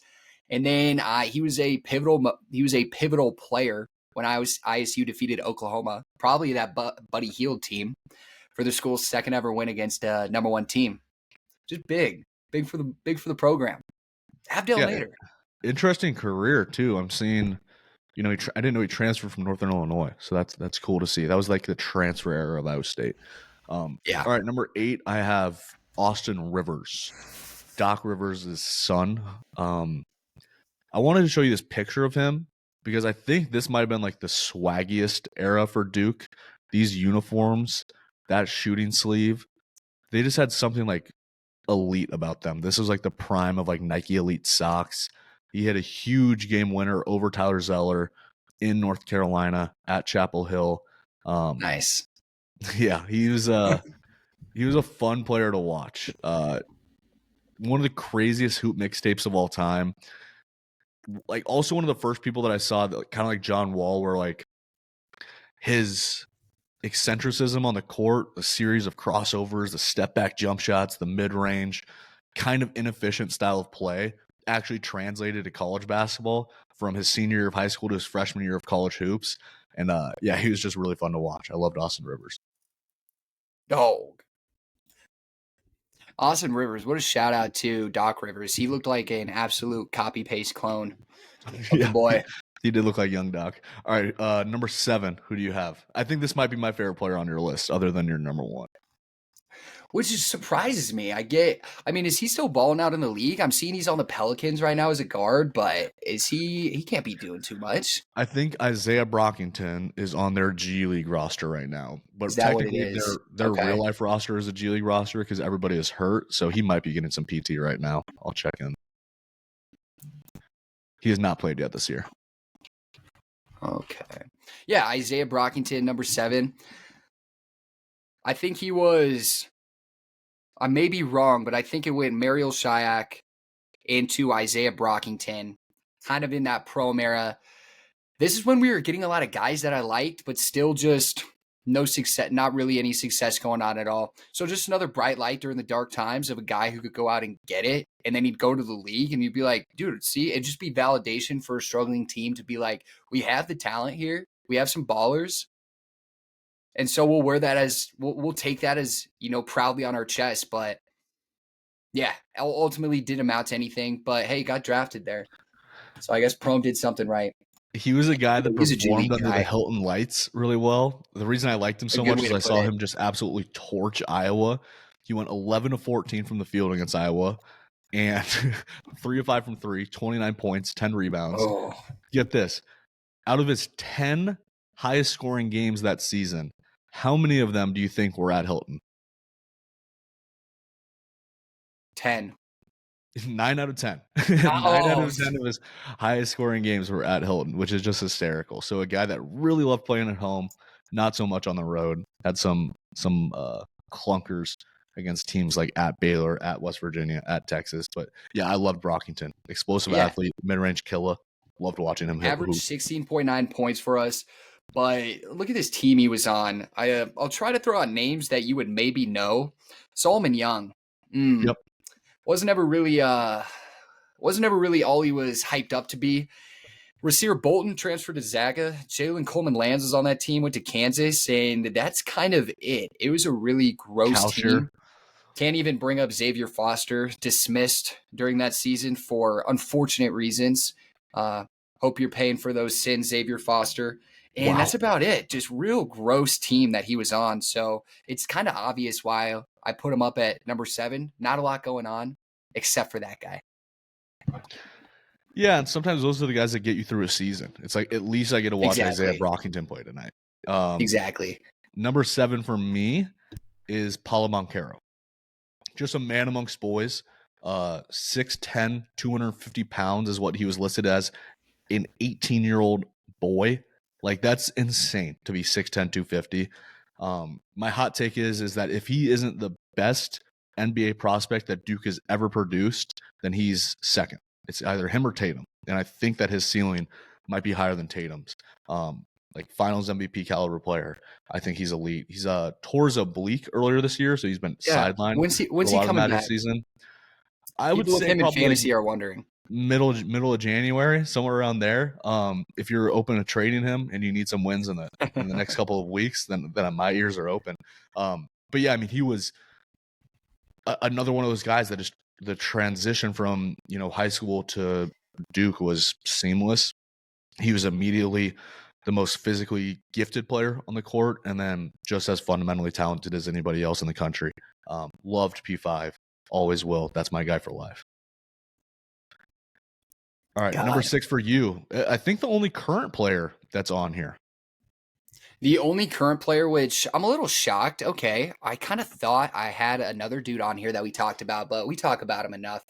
So he'll be fine not making the list. Has a lot of time to move in there this season. But only current player in there, on the current squad is Tamin Lipsey, kind of the face for the whole TJ Otzelberger era. Sure. Point guard, he's got to be number 2 for me, just watching. We'll leave that one silent. Not trying to give any spoilers away here. Tamin Lipsey, he came in after we had Tyrese Hunter, who I was in love with. Kind of felt like after we lost Monte, we finally got a good point guard again, and we were going to go places with them. Tyrese Hunter has to go get a bag for his family, so he goes to Texas. Now he goes to Memphis, and he just keeps chasing bag. Can't blame him for it, but I definitely was kind of mad at him really up until this year. And what made that better to handle and to swallow was Tamin Lipsey being on the team and just coming out as a freshman and showing those signs that I remember seeing from Monte as a freshman, where it's just like, I think this guy's going to stay here for 4 years. Yep. And he keeps getting better and better. Now there's an argument this year about him falling off numbers wise. And you're right. But at the end of the day, it's one of those things, just like with, I think Cooper Flagg's a good example in this case. We were just looking at all the stat leaderboards for everything. Yep. He's not on top. How do you impact the game outside the box score? Exactly. How are you impacting the game outside the box score? And he's doing so much. He showed up in that Iowa game, but no, for the most part, if you're just looking at the box score, kind of a dud to you. If you're watching the games, he's one of those guys, he's doing the Nemhard where he just has elite vision. He knows where to throw it to. He knows how to operate this offense. He always looks comfortable in every situation, as he should as a junior. He's shown growth throughout his career. I mean, people would leave him open year 1 because he couldn't shoot a 3 to save his life. Now people have to respect that. Again, this might be a little different now with him being a little off, but I think he's a little injured. But Tamin Lipsey, just a staple to this new era of Iowa State college basketball, and I love him being the face of it. I love that hopefully he has 1 more year left. And how can you not love a hometown grown kid coming from Ames? Iowa? Mm-hmm. I mean, it's everything that you want as a fan. So Tamin Lipsey's a dog. Yeah, played for the All-Iowa Attack in Ames, program that I played for growing up, program that I compete against now as a coach. It's funny because they're traditionally known as the program of shooters. There's a stereotype against them that all they can do is shoot and they're kind of soft. They produce Caitlin Clark, Harrison Barnes, Doug McDermott played for them. They're a shooting program through and through. And he comes in, and if you've ever played pickup basketball with Drake Ruprecht, that's what it's like watching Tamin Lipsey play. It's like they might not be the best shooter on the court, but you always want them on their team because they win loose balls. They're fun to play with. They're going to set you up. You're going to get their best competitive edge. So shout out to Drake Ruprecht and shout out to Tamin Lipsey. Shout out. I love it. All right, who you got? Number 6. Number 6, I have Jabari Parker, kind of the Zion before Zion. Love Jabari Parker. Tragic what happened to him in the league, tore his ACL and his MCL. Giannis kind of took his place as the Bucks franchise superstar. Averaged 21 points per game his sophomore season in the NBA, same draft class as Andrew Wiggins. At Duke, however, he averaged 19 points and 9 rebounds, and he was a stellar athlete. Kind of a common theme between him and Paolo, kind of similar players in a lot of ways. I think that might have been my player comp for Paolo coming into Duke. I expected him to be Jabari. I think he was actually a little bit better than Jabari was, but I had a closer relationship to Jabari because with Paolo, I was splitting up the love between him, Wendell Moore, Trevor Keels, DJ Stewart, guys like that. With Jabari, it was really just Jabari on that team that my eyes gravitated towards. And I wanted to give a shout out to him. Chicago kid, played at Simeon High School, the same one as Derrick Rose. Love Jabari. Wish that his career would have panned out a little bit better than it did, but can't turn injuries off. This isn't 2K. Yeah, dang. He was a highly touted recruit. If you go to his Wikipedia either 1 or page, 2. I think Wiggins was probably 1. He was probably number 2. It is so long. That sounds about right. But that's kind of Jabari Parker to me is when I started getting in, when I really, really started paying attention to names, stats, all of this with college basketball. So he's kind of that, it's weird to say, but older school face of Sure. Duke Yeah. to me. At this point, And yeah, we're old. yeah, it's weird to say, but I remember him just being a dog. And it was kind of, there were a lot of Wiggins and Jabari talk back and forth. I want to say he had to have balled out in the tournament a little because I remember hearing about this guy, lengthy to a degree. I'm a big Jabari fan. Him and RJ Barrett are probably up there for me and Duke players. Let's go to his full Checking to game see. logs. Yeah, see how he did. Oh, so this was the year we lost in the first round against Mercer. I had Yeah, a 14, I had a 14, 7, and feeling I 4. was going to be so off about So this. he did not ball out in the tournament because we didn't ball out in the tournament because I think we lost as a 2 seed to a 15 seed Mercer. So not great. Let's move on. All right, who's your number 5? Number 5 is the one and only Jameell McKay, and I Hell don't have a yeah. lot to say about him, but it's just like Jabari Parker. I start getting into, or I've been into Iowa State, but now here we are, and we've never had a big man in my years. I'm listening to the beat reporters. I'm looking back at our offense, and I can't remember the last time they had like a big 6'10" guy that was just a guy that was dunking it really. Gazelle. And Jameell McKay just came out there, kind of same time that I think Embiid was out there, so they might have had a fun matchup or two. But Jameell McKay, solely for the reason of the energy that his dunks brought to the game. Yep. Iowa State fans hadn't seen that in years, and we were on the up then in the Hoiberg era, so it was good feeling time. And Jameell McKay was, hey, I never wanted him to leave. It's fun to Jameell have a McKay, big man. the JaVale McGee of college basketball at that time. Catch a lob, block a shot, a lot of exclamation point plays is what I call them. Like, how do we make a statement on this play right here? If you needed that on possession, Jameell McKay would give it to you. I feel like I was hearing a lot of things about he's a good guy too. He honestly looked like he's not a bad looking guy. He looks like he could have excelled at anything he wanted to in life at all. And he chose to come to Iowa State and ball out. He definitely loved sororities. Yeah. I think my number 5 is actually a spiritual brother to Jameell McKay. I have Brandon Ingram. 17 points, 7 rebounds, 2 assists at Duke. Fun fact, Travis Scott's song Highest in the Room was written about Brandon Ingram and his freshman season at Duke. Just a really fun fact for everybody out there to know. I mean, obviously, how's that add up? Why is Trav writing that for Brandon Ingram? it's not true. I just wanted to see if you believe me or not. But at the same time, like, it is a believable fact because the moment that he stepped on campus and the moment he started playing for Duke, I said to myself, who is this guy? Like, I had seen like his high school tapes and stuff like that. I was kind of following him, from like his junior and senior year, and then he commits and then he shows up. I'm like, every guy that's ever put on the Duke uniform before has never been this high. Not only have they like not smoked pot before in their life, they definitely didn't do it before a game. Brandon Ingram changed that. He was definitely chopped his entire Duke career. It's very obvious when you watch him. I don't know if Coach K was just like letting it slide because he was so talented or what, but he's maintained that fact throughout his NBA career. One of my favorite basketball players in the history of the game. Love Brandon Ingram. Just a true hooper. Yeah, now you got Baby Ingram. And now we got Baby Ingram. Shout out Full Isaiah circle. Evans. Well, that's why I wanted to do this list was like, what guys on the current teams that we're rooting for now between Duke and Iowa State have a chance to get into this list? And there are two guys that are not on my list that definitely deserve honorable mention, and then the two bigs at Iowa State could play their way into it. Sure, it has been a fun season so far. So and that kind of Jefferson, contributes to the Jackson, rankings. Gilbert, and Momcilovic, or Curtis Jones. Cujo. Okay, so I would be it'd be Flag. And then maybe Knipple and Isaiah. I think those guys could play their way into my heartstrings. All right, number 4 for you. Who do you have? Number 4, we got the one and only Melvin Ejim. I think he played real quick on the same team. 2011 to 2014. He was the 2014 he played on the same team Big 12 Player of the Year. Sorry, I was trying to see if Jameell McKay and him were ever on the same team. Doesn't look like it, but he was there with DeAndre Kane. That's sick. Melvin Ejim, what I remember from him was just being that spark during that Hoiberg era time. They hadn't been winning a lot of games. Melvin Edgem comes in.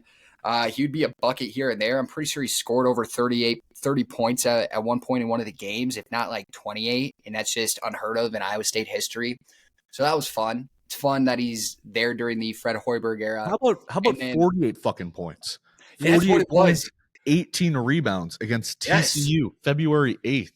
They should 20 of 24 from the field, 2 for 2 from 3, 6 for 6 from the line.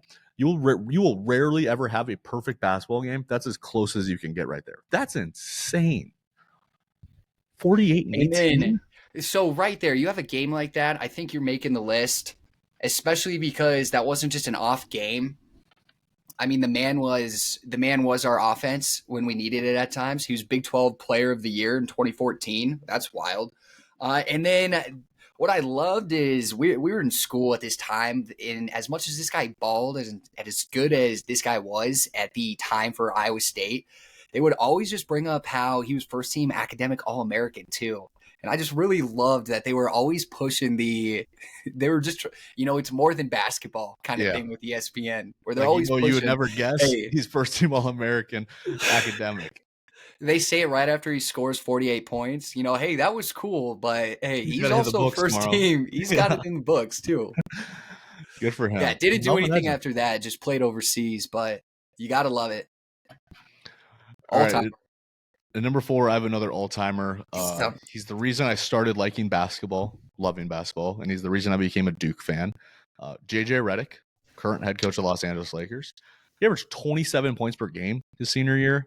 Never won a national title, which I know eats away at him forever. Never won an NBA title either.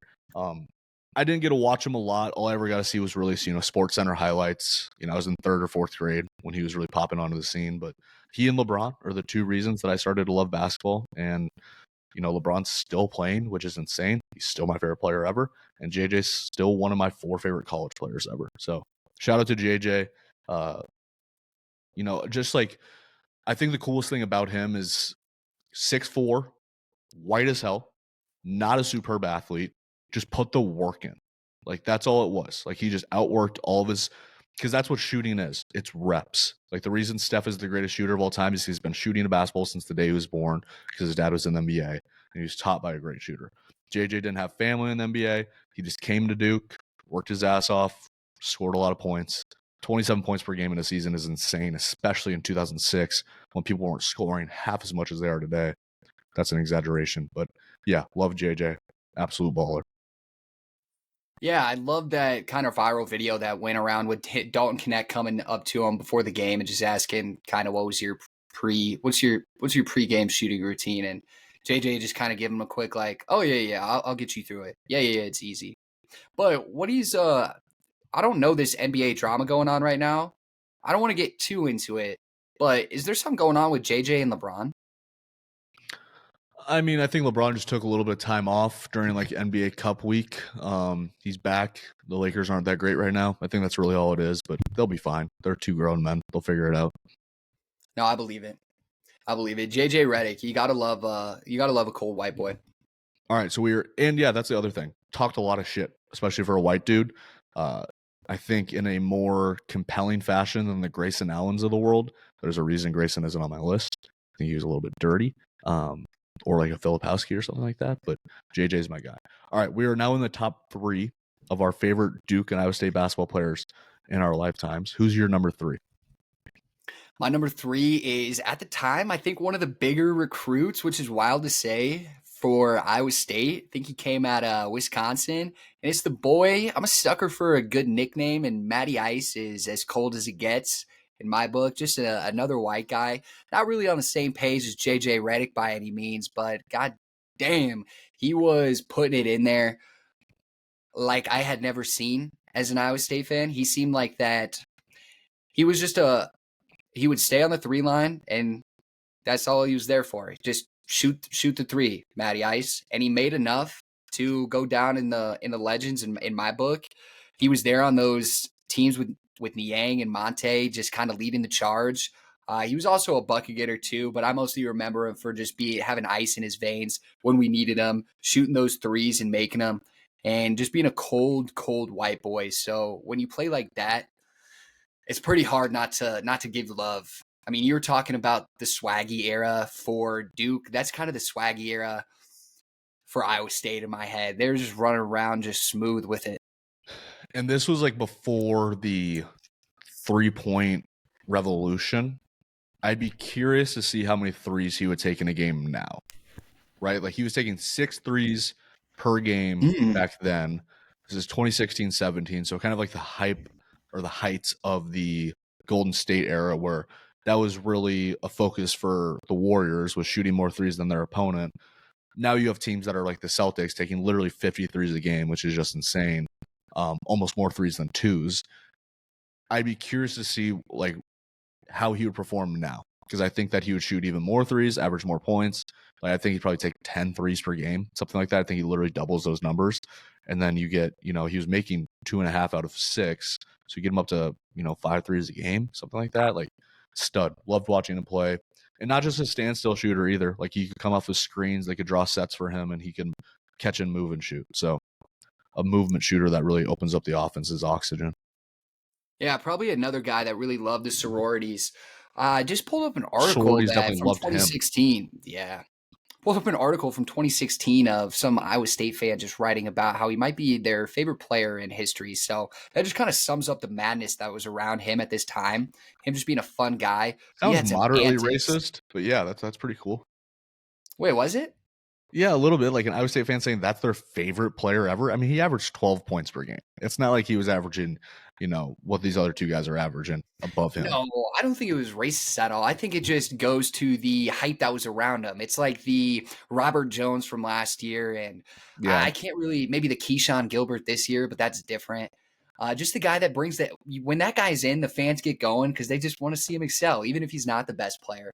But yeah, I had some off court issues. I had an OWI in 2014. I forgot about that. Oh, But moving on to yours. Yeah. My number 3 is another really meaningful guy. I think we're getting into that territory. It's like they might not have been the best player in the country, but they were really meaningful to the team. I have Quinn Cook, the originator of the Duke starting 5 cut, which was really popular there for a minute. Looks a lot like J. Cole. Played point guard for Duke for 4 years, was part of a national championship team in 2015. He didn't lead the country. He led the ACC in 3-point percentage and almost 40% clip as a senior. Just a really reliable player. Went on to the NBA, won a championship with the Bubble Lakers in 2020. Had a decent career in the NBA. Love Quinn Cook, one of my guys. You look confused right now, like you don't remember what he looks like, so I'll pull up a picture of Quinn Cook while I have him here. Oh, I lost you there for a second again.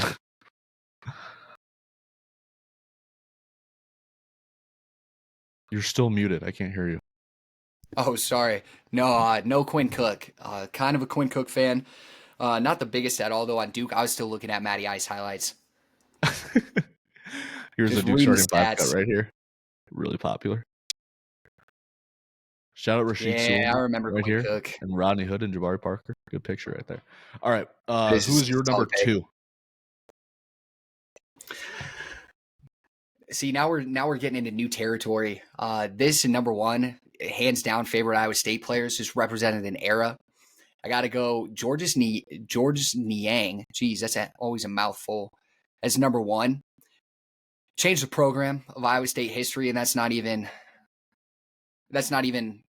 over being over dramatic about anything going on there. What's awesome about him is you look at him as a competitor, say from an Iowa standpoint, you look at him, he lost some weight senior year, but he's kind of a tubby guy, a little more than the average athlete. You just want to hate on him because he does not look like he should be good at basketball in any sense.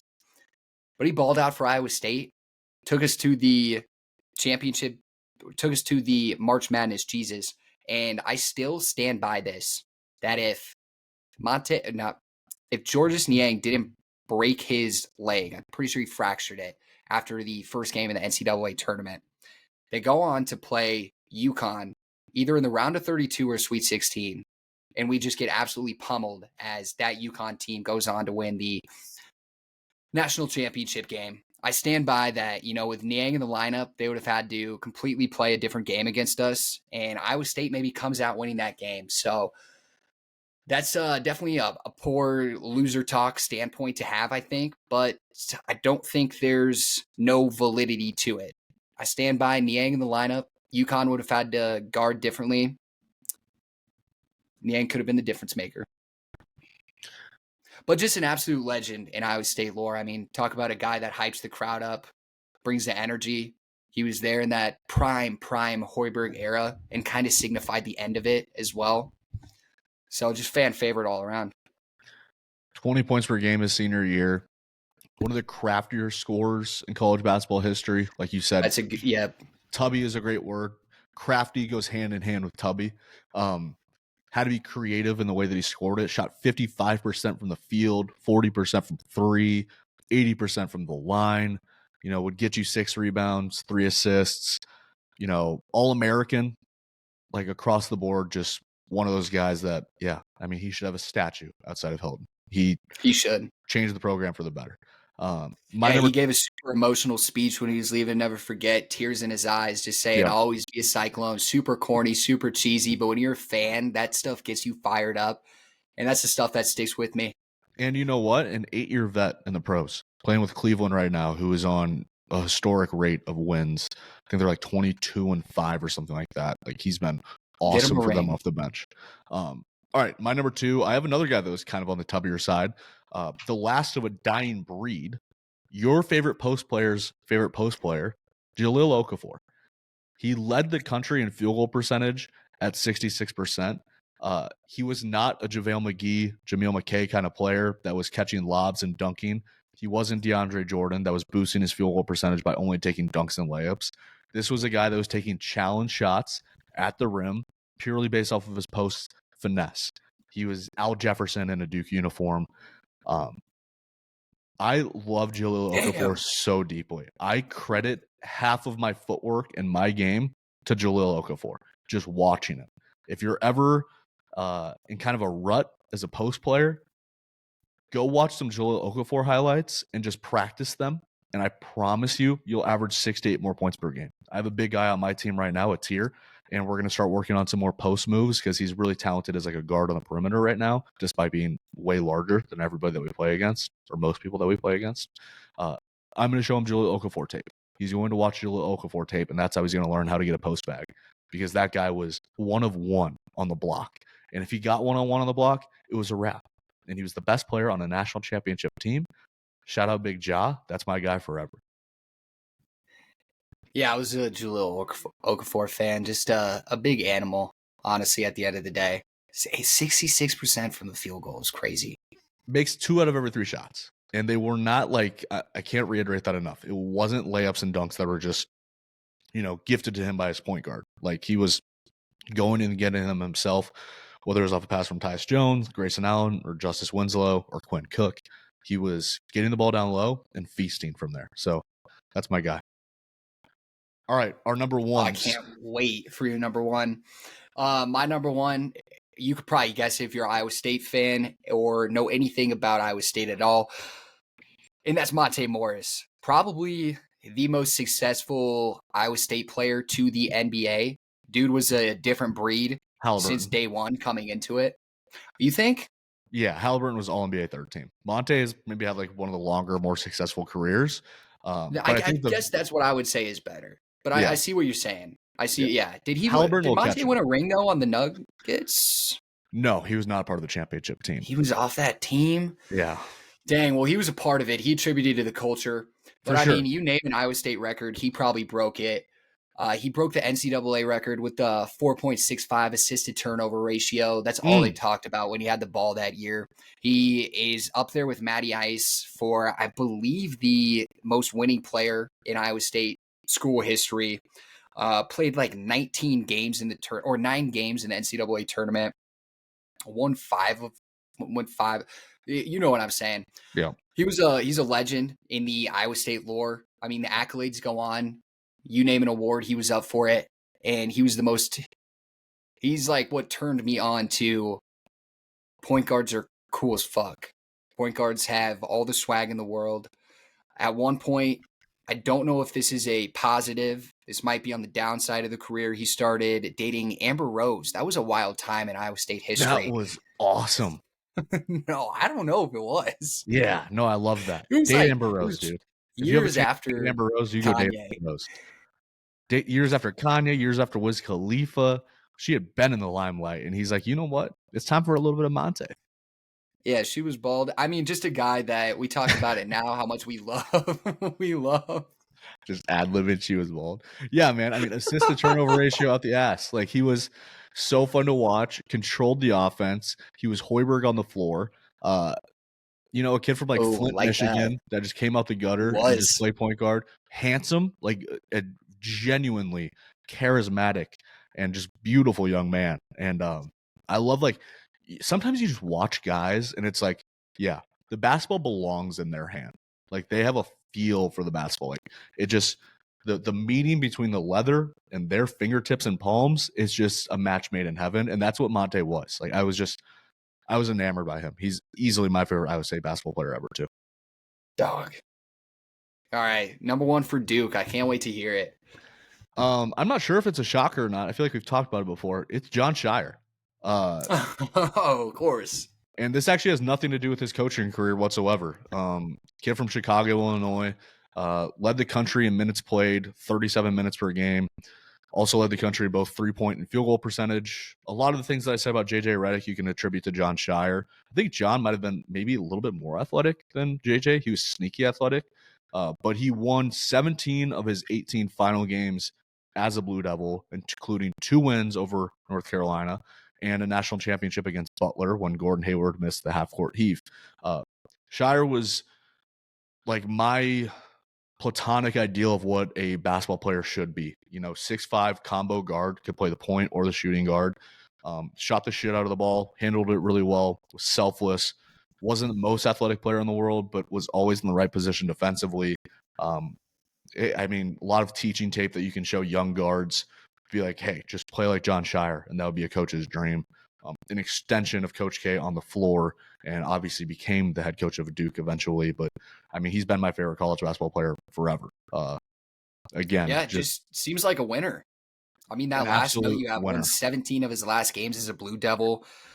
I feel like he's been to the Elite Eight and Final Four the first 2 years. Is it 2 years into his coaching career, or is it 3 now? This is his 3rd season now. Yes. So the past 2, I feel like he's gone Elite. He's done well in the tournament. Let's just say that. I also had a fun fact for you. This year's Duke team, this is the best defensive rating that they've actually had since 2010, when they won the national title, led by none other than Jon Scheyer, who averaged 18, 3, and 5 that year. So written in the stars. Yeah, I don't think they're going to win the national title, but I do love Jon Scheyer. If you ever get a chance and you're just like, God, this guy's a bum coaching, like, was he even good at Duke? Go watch some Scheyer tape, because he was a hooper. Okay. Didn't have much run in the league, played for the G League. I actually got to see him play the Iowa Energy one game when I think he was playing for like the South Dakota Falls or something like that. But yeah, just one of my guys. Love Scheyer. Damn. All right, shout out. And that is the list that literally nobody asked for. That is the list that literally nobody asked for. Thank you so much for having me on, Riesberg. I appreciate you. I had so much fun just doing that. And we got to get these lists in during this time when it's a little more quiet. Like to recap the games, but also have a little fun with it. We'll be back next week to go over some kind of, I guess, momentum shifts is what we'll call it, what we were alluding to earlier. What teams are going to spark up, what teams are going to die down a little, might need a little battery change in there. And then kind of look at our conference picks and see how they panned out. And if we're sticking by them, so teams like UConn, or if we're going to switch it up a bit. But yeah, we ran through our players here. Hope you guys enjoyed. Everybody, happy holidays, Merry Christmas, Happy Hanukkah. There's probably another holiday coming up, so shout out that one too. Just a busy time this season. Yeah. Tell your friends you love them. Give your mom a hug. Give your dad a gift. Give him some flowers or something. He's probably never gotten those in his life. And still watch some college basketball games, because I know we have some decent ones here. Just real quick, Oklahoma at Michigan on 12-18. That's a top 25 matchup. I know I haven't seen too much Oklahoma.